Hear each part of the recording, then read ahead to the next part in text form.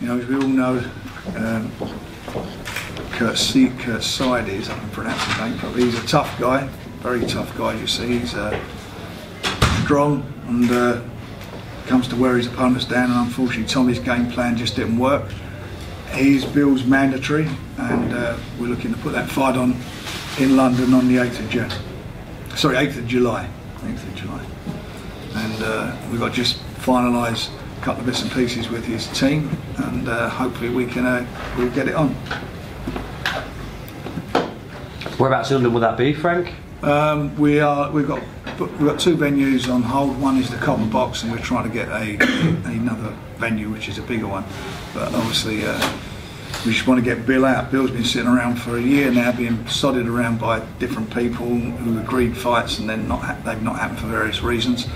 And whatever happens, he needs that fight, and hopefully, and don't want to be counting out chickens, he comes through that.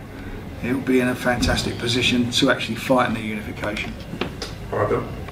Oh, mate. What did you make of Avtandil Khurtsidze tonight? Listen, to me, he's you know, he's very readable. I mean, you can shut your eyes and hear him coming. But I just think that Tommy Langford just was planting his feet and letting his hands go a little bit too much. Where I thought he should have been a little bit more up on his feet, and you know, making him miss. And you know, because that fella, he was tired and gassing. It was only the 4th, 5th round, was it? 5th round? He was gassing. But listen, it's boxing. He caught Tommy with a good shot. He's not to be overlooked. He's not to be misjudged. He come to do what he does, win. He's won a few by knockout. You know, he lives up to the name Mike Tyson, but you know, it's very far in between, to be honest. I said it earlier on, he's Danny DeVito, the size of him. You know, if I can't beat him, I don't deserve to be in these big unification fights. Simple as that. He's my mandatory, he's the one I've got to deal with, so get him out of the way and we'll see if Golovkin then can find his pen on one of the big ones. Were you expecting to be Tommy Langford to come through this tonight?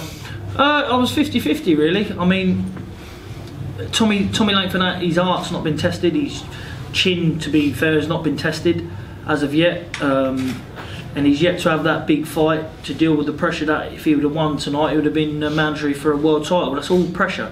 You know, we got cut in the 1st round, and I'm sure he'll come again, but you know, I didn't really watch much of this Khurtsidze, so I thought it'd probably be a 50-50.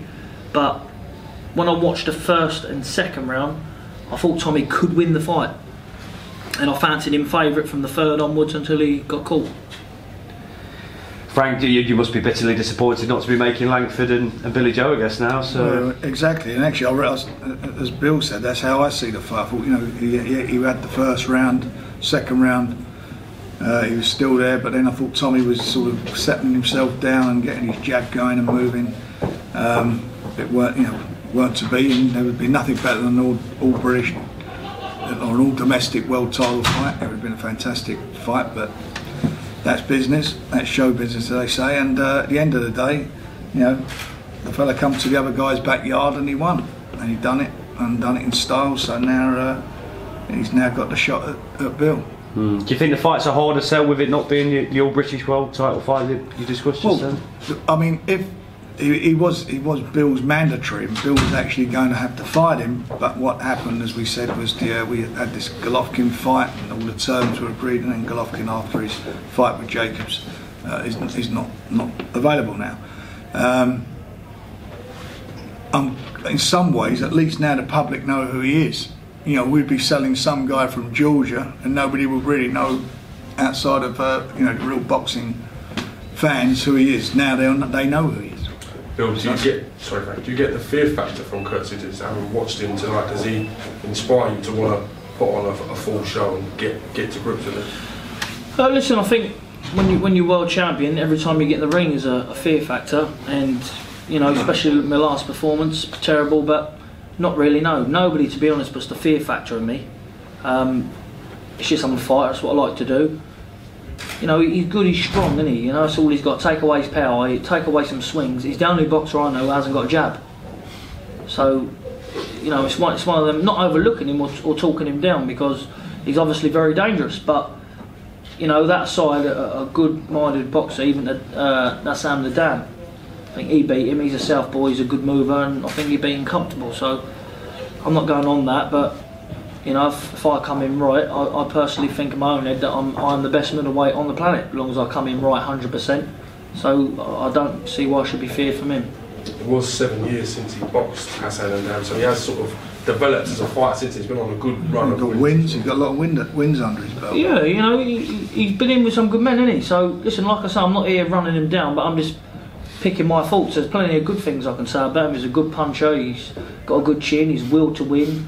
He's very upfront. You know, he's the same. He's got plenty of bottles. So, you know, you put all that in, it makes a good fighter, and it showed tonight. Coming back to Tommy a little bit, Frank, as well. Obviously, some ringsiders thought that the referee maybe stepped into that a little bit too early. Not at all. No, the referee was spot on.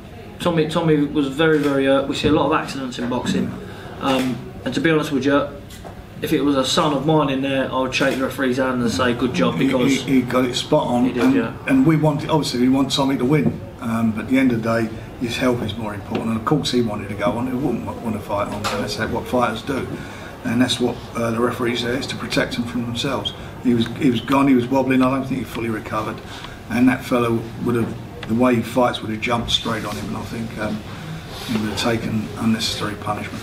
Yeah. Obviously,